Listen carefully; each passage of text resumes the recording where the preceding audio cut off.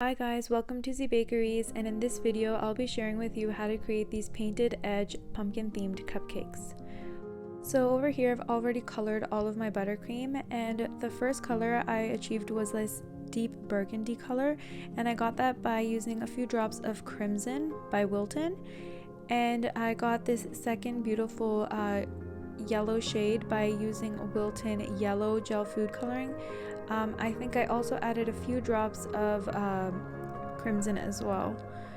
I achieved this nice burnt orange color by using a bit of Wilton crimson along with a few drops of yellow. I added more drops of the crimson and only a few drops of yellow to achieve the burnt orange shade. The second last color was this nice leaf green by Chef Master. And the last shade was brown by Wilton. I only used a few drops to get this light brown shade.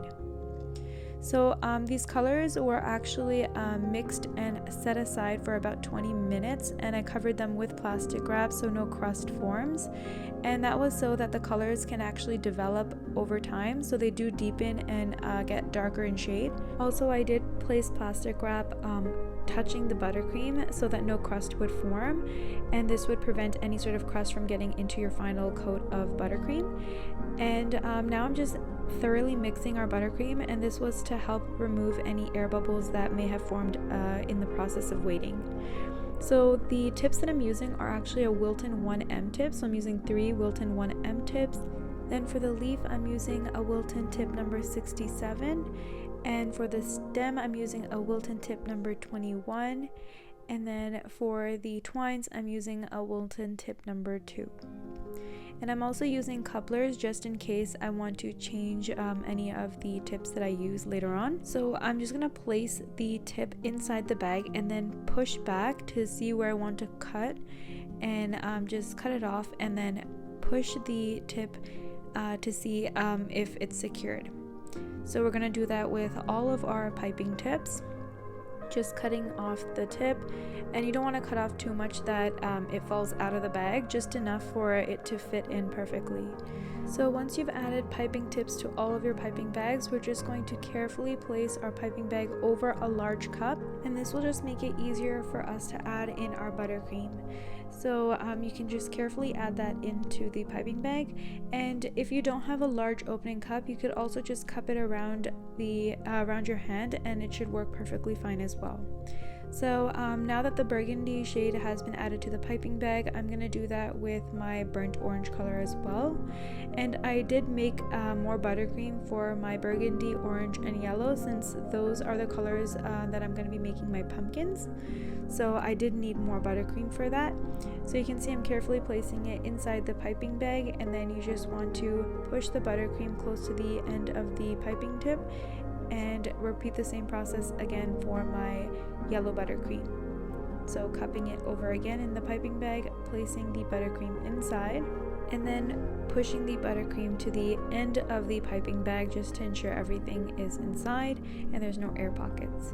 So for my brown buttercream and for my green buttercream, I didn't need that much, and I did end up putting it in a more sturdier bag, and that was just because I wanted to add a coupler to it in case I changed my piping tip. But I didn't end up changing the piping tip, so you could just add it into the thin disposable bags as well. So now I'm going to be showing you how to create the Wilton 1M pumpkins. So I'm going to start off with the burgundy shade. So you kind of want to go starting from the left, add pressure, and then halfway through you want to just stop and release. Then you want to do it on the opposite end, doing the same thing and then releasing, and then you're going to fill in the gap by creating 2 of the same patterns in the same direction, and then release as well. So the gap at the very top, we're going to use the Wilton tip number 21 to create the stem, kind of adding some pressure and then releasing. And then using the Wilton tip number 2, you can see that I'm just creating some squiggles and to create the twines on the pumpkin to create that realistic look. And then finally for the leaf, we're using the Wilton tip number 67, and you kind of want to create this back and forth motion to give that realistic leaf look. and that's how you create the Wilton 1M pumpkin. So I decided to just fast forward this part of the video because I feel like you guys understand that it's kind of the same process where we're going to use the Wilton 1M to create all the pumpkins and then create the stems, the twines, and the leaves to give the pumpkins a more realistic look. So now I'm going to be showing a close-up of how I create the Wilton 1M pumpkin in the burnt orange shade.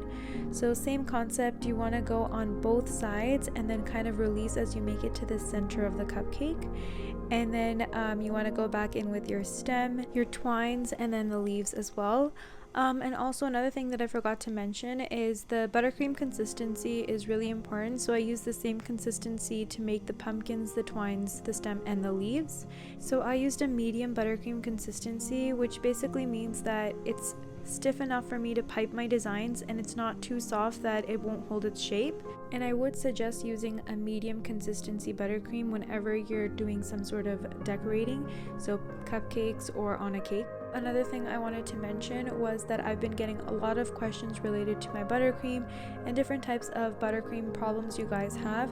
So I am creating some online masterclasses and one of them is all about buttercream. So if there's specific problems you are having with your buttercream, do comment them down below so I could add those to my courses. So back to the video, now I'm going to be showing you how to create the same pumpkin design in the yellow shade, but you could have also made these cupcakes in the classic orange pumpkin shade as well, but I went with more of the fall themed colors. But you could be as traditional or as creative as you want. You just want to have fun with the process, and you can also use different types of piping tips, and each time you use a different piping tip it's going to create a completely different pumpkin design. Since I've already shared how to create these pumpkins, I've decided to just fast forward the video since the concept and process is pretty much the same. So now I'm going to be using some gold luster dust, and I'm using Wet n Gold by the Sugar Art, and I'm going to be adding that to a palette, and then I'm going to dilute it with a clear extract. So I'm using coconut extract since I don't use alcohol, and you just want a few drops of that, and you want to create like this thick paste type consistency. And you do want to make sure that your cupcakes have firmed in the fridge for a couple of minutes before you start painting the edges of your cupcakes, because if the buttercream is too soft, it can create difficulties when you're painting the edges. So as you can see, I am taking my time when I am painting the edges of the cupcakes, because if you do rush the process, then the lines won't be as defined and clean.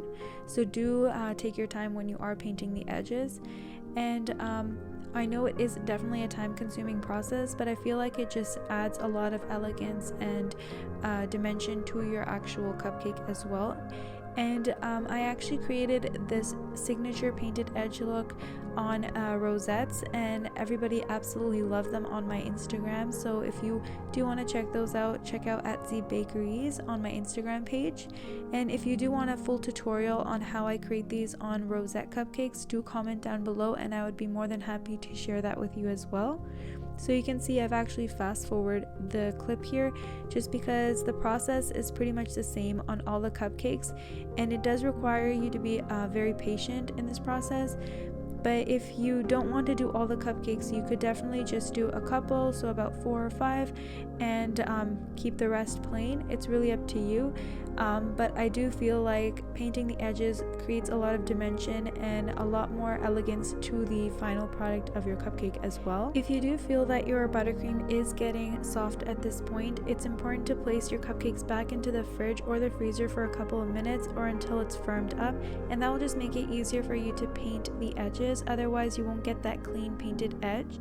Once all the edges of your cupcakes have been painted, I like to go in back for a second time. I feel like it just defines the lines a little bit more, and I personally did gold edges, but you could do any color you want. You could do silver, blue. The possibilities are endless, and it really depends on the design you're going for. Once all the edges have been painted, your cupcakes are complete. I hope you guys found this tutorial helpful, and if you did, please do like, share, comment, and subscribe since I upload a new cake decorating tutorial each week. Thank you so much for watching, and I hope to see you guys in my next video.